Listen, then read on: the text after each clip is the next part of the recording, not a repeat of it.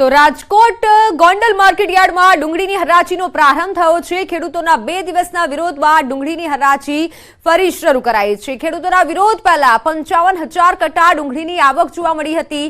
કડક પોલીસ બંદોબસ્ત વચ્ચે ડુંગળીની હરાજીનો પ્રારંભ કરાયો છે। હરાજીમાં ડુંગળીના 20 કિલોના ભાવ ₹51 થી 481 સુધીના બોલાયા। સરકાર સામે ડુંગળીના ભાવ મુદ્દે ખેડૂતો અને વેપારીઓની નિકાસ બંધી દૂર કરોની માંગ યથાવત છે।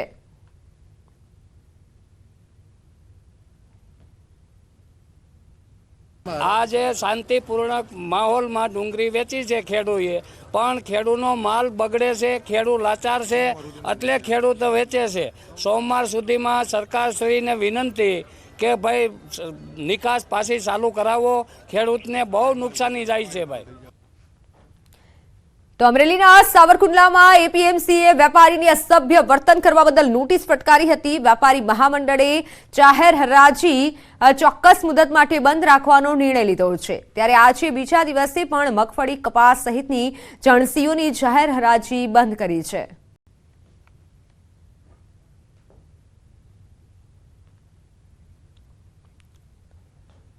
મહત્વના સમાચાર પર નજર કરીએ તો રાજકોટમાં સ્વાસ્થ્ય સાથે ચેડાનો પર્દાફાશ થયો છે। જાણીતી ભારત બેકરીના નમૂના ફેલ થયા છે। સ્પેશિયલ એલચી રસ પેકેટનો નમૂનો ફેલ થયો છે।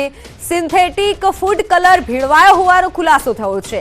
સેકરીન અને સિન્થેટિક ફૂડ કલર જોખમી છે। મેન્યુફેક્ચરિંગ ડેટ અને એક્સપાયરી ડેટ પર નહોતા લખતા। ભારત બેકરી અને મનપાના ફૂડ વિભાગે કામગીરી કરી છે અને સાથે શંકાના દાયરામાં हाल जे पण छे त्या फूड विभाग दरोड़ा पाड़ी रह्यु छे। 19 ऑगस्टे पण तपास हाथ धराई हती। मैन्युफेक्चरिंग यूनिटमांथी ईंडा मळी आव्या हता। ब्राउन ब्रेडना मैन्युफेक्चरिंग स्थळे घऊनो जथ्थो नहोतो मळ्यो। सिंथेटिक कलरथी जोखमी बीमारीओ पण थई शके छे। तो फूड विभागे एज्युडेस्टर अरे आ साथे ज कार्यवाही करी छे। जुदा जुदा विस्तारोमां 21 धंधार्थीओने त्यां तपास करवामां आवी रही छे। 8 धंधार्थीओने लायसन्स अंगे नोटिस अपाई छे। 15 जेटला नमूनानी स्थळ पर तपास करवामां आवी रही छे।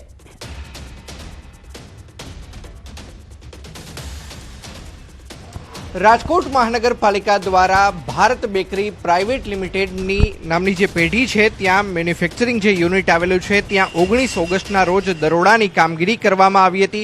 દરોડાની કામગીરી અંતર્ગત ભારત બેકરી કે જે એગલેસ આઇટમ બનાવે છે ત્યાંથી એક પણ મળી આવ્યા હતા। સાથોસાથ જે બ્રાઉન બ્રેડની વાત કરતી જે ભારત બેકરી છે તેમને ત્યાંથી ઘઉંના એક પણ કટ્ટા છે તે ચેકિંગ દરમિયાન નહોતા મળી આવ્યા। ત્યારે હવે જે પરીક્ષણની અંદર જે નમૂના મોકલવામાં આવ્યા હતા નમૂના છે તે ફેલ થયા છે અને નમૂનાની અંદર ખાસ કરીને જે પરીક્ષણનું જે રિપોર્ટ સામે આવ્યું છે તેની અંદર સિન્થેટિક કલર વાપરવામાં આવતો હોય અને સાથોસાથ જે સ્વીટનેસ આવે તેના માટે સેક્રીનનો ઉપયોગ કરવામાં આવતો હોય તે પ્રકારની વિગતો છે તે સામે આવી છે। ત્યારે ન્યૂઝ 18 ગુજરાતીની ટીમ આવી પહોંચી છે ભારત બેકરીના પ્રોડક્શન યુનિટ અને બહાર જોઈ શકાય સેલ્સ યુનિટ છે। અત્યારે પણ અહીંયા દ્રશ્યોમાં જોઈ શકાય છે કે જે કુકીઝ છે સાથોસાથ નાનખટાઈ છે તેની અંદર કોઈ પણ જાતના લખાણ છે તે લખવામાં નથી આવ્યા કે આખરે તેમની મેન્યુફેક્ચરિંગ ડેટ કઈ છે, એક્સપાયરી ડેટ કઈ છે। તે તમામ જે વિગતો છે તે અહીંયા પણ જોઈ શકાય છે કે આ કપ કેક બનાવવામાં આવી છે તેની અંદર પણ જોવામાં નથી આવ્યું, કોઈ પણ જગ્યાએ લખવામાં નથી આવ્યું। એટલે કે મહાનગરપાલિકા દ્વારા ચેકિંગની કાર્યવાહી હાથ ધરવામાં આવી હતી। ત્યારબાદથી પણ હજુ જે અહીંના જે સંચાલકો છે તે સુધરવાનું નામ નથી લઈ રહ્યા। ફરી એક વખત કહી શકાય કે બેદરકારી છે તે ભારત બેકરીની અંદર સામે આવી છે। અન્ય જે બેકરી પ્રોડક્ટ છે આપણે તેમને પણ જોવાનો પ્રયત્ન કરીશું। આમાં જોઈ શકાય છે કે આ કઈ રીતે બની છે, આમાં કોઈ પણ જાતનું લખાણ નથી કે આ પ્રકારના ઇન્ગ્રેડિયન્ટ્સ દ્વારા બનાવવામાં આવે છે, ક્યારે બનાવવામાં આવી છે, ક્યાં સુધી આનો ખાદ્ય પદાર્થ તરીકે ઉપયોગ થઈ શકે તેમ છે। કોઈ પણ જાતની વિગતો છે તે અહીંયા રાખવામાં નથી આવી। એટલે કે કહી શકાય કે અહીંના સંચાલકોની બેદરકારી છે। સાથોસાથ મહાનગરપાલિકાએ પણ ઓગસ્ટ મહિનાની અંદર અહીંયા કાર્યવાહી કરીને ત્યારબાદ સંતોષ માની લીધો હોવાનો ઘાટ પણ અત્યારે સામે આવી રહ્યો છે। અંકિત પોપટ, ન્યૂઝ 18 ગુજરાતી, રાજકોટ। તો વાત હવે પીએમના પ્રવાસની।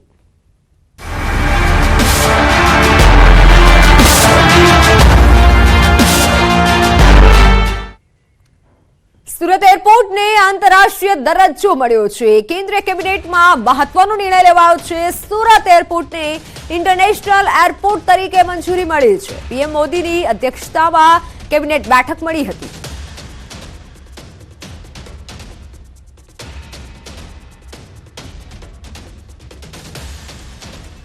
રહી છે સુરતના નામમાં નવા કહી શકાય કે જે પાકો ઉમેરાય છે જેને લઈને સુરતને 4 ચાંદ મળવા જઈ રહ્યા છે. એક તો ડાયમંડ ઉદ્યોગને મળી રહ્યું છે હીરાબુસ, સાથે સાથે ગઈકાલે મોડી સાંજે સુરતના એરપોર્ટને ઇન્ટરનેશનલ એરપોર્ટનો દરજ્જો આપવામાં આવ્યો છે. આપણી સાથે ઘણા બધા ઉદ્યોગકારો છે, આપણે સીધા એમની સાથે વાત કરીશું.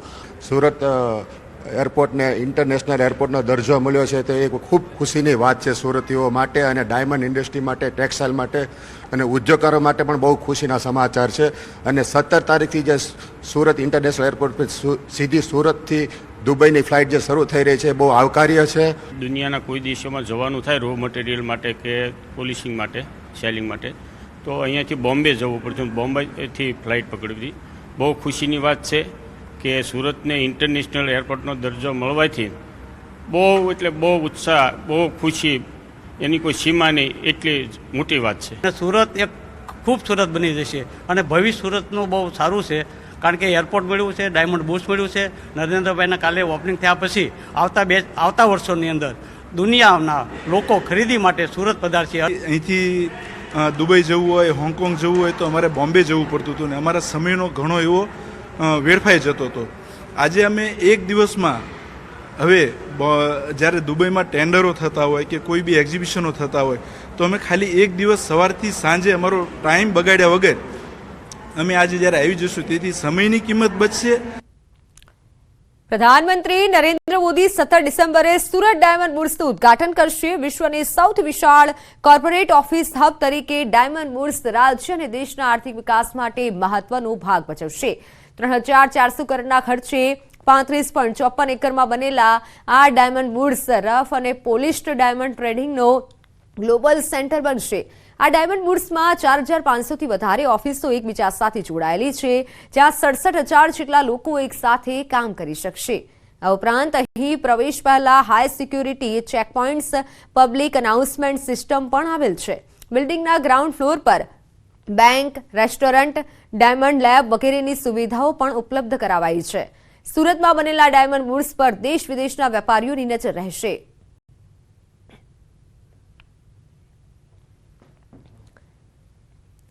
તો સુરતમાં હીરા બુર્સની પ્રતિકૃતિ બનાવાઈ છે. ફ્લોરા જ્વેલર્સે હીરા, સોના અને ચાંદીની પ્રતિકૃતિ 2 કિલોની બનાવી છે. સુરત બુર્સની પ્રતિકૃતિ તૈયાર કરી છે.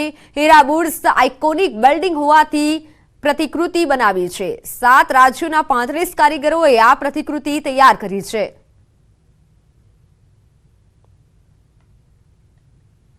ડાયમંડ સિટી તરીકે ઓળખાતા સુરતની સુરત આવતીકાલથી બદલાવવાની છે, કારણ કે આવતીકાલે દેશના વડાપ્રધાન સુરતના ડાયમંડ ઉદ્યોગને વેગ મળે એવા હીરા બુશનું વેપાર માટે ખુલ્લો મૂકવાના છે. ત્યારે 10માંથી 8 હીરા જ્યારે સુરતમાં બનતા હોય છે, ત્યારે હીરાથી તૈયાર થયેલું હીરા બુશ જયમેન જ્વેલરી એક્ઝિબિશનમાં આકર્ષણનું કેન્દ્ર બન્યું છે. દ્રશ્ય સીધા જોઈ શકાય છે કે ડાયમંડ બુશનું આબેહૂબ કૃતિ બનાવવામાં આવી છે તે સોનાની અને ડાયમંડ દ્વારા તૈયાર કરવામાં આવી છે. જો કે ડાયમંડનું ઉદ્યોગ માટેનું સૌથી મોટું હબ ગણાતું હીરાબુશ આવતીકાલે દેશના વડાપ્રધાન ખુલ્લું મૂકવાના છે, ત્યારે આજના એક્ઝિબિશનમાં આ હીરાબુશ આકર્ષણનું કેન્દ્ર બન્યું છે. બનાવનાર વ્યક્તિ આપણી સાથે જ, આપણે સીધા એમની સાથે વાત કરીશું. આપનું નામ અને શું કહેશો અને લઈને?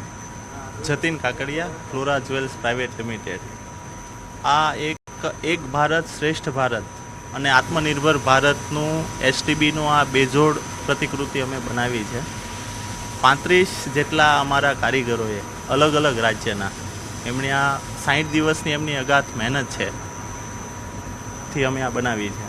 કેટલા ડાયમંડ લાગ્યા છે, કેટલું સોનું વપરાયું છે અને કેટલા દિવસની મહેનત? 60 દિવસની મહેનત છે અને અંદાજે 2 કિલો મેટલ યુઝ થયું છે. પંચ ધાતુ અમે યુઝ કરી છે હીરા સાથે, અને અંદાજે 7000 જેટલા નંગ આમાં યુઝ થયા છે હીરાના. વેલ્યુ ગણીએ તો કેટલી વેલ્યુ કહી શકાય?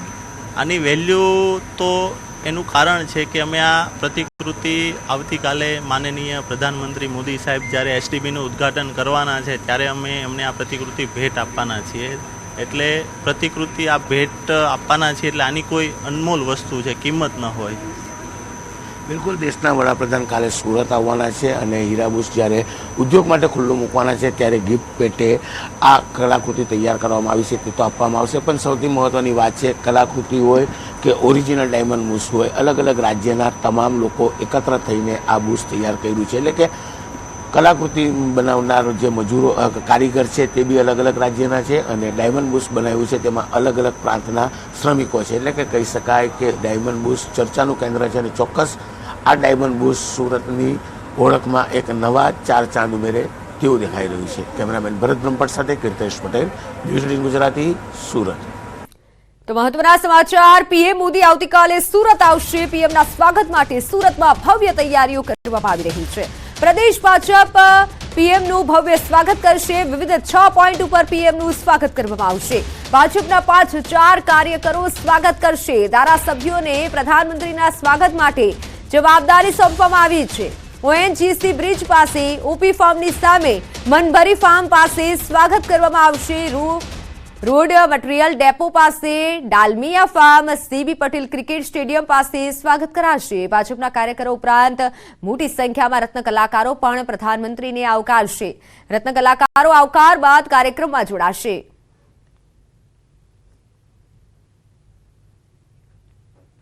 તો સુરતમાં પીએમ મોદીના આગમન પહેલા સુરક્ષાની દ્રષ્ટિએ રિહર્સલ પણ કરવામાં આવ્યું છે.